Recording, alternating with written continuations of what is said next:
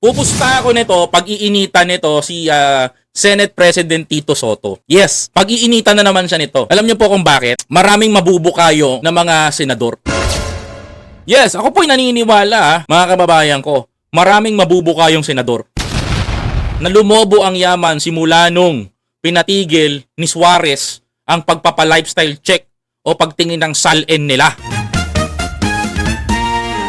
Oo, mga kababayan ko, marami mabubukayo dito. Tuloy.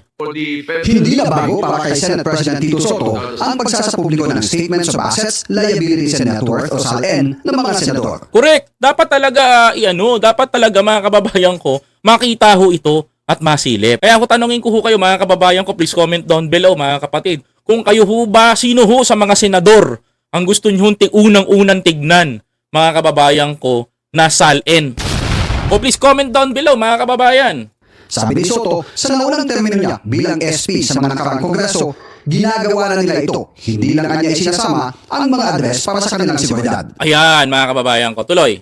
Bukas naman sina Senator Win Gatchalian at Kiko Pangilinan na may sa publiko ang kanilang SALN. Ba't buti pa si Kiko? Buti pa si Wing Gatchalian.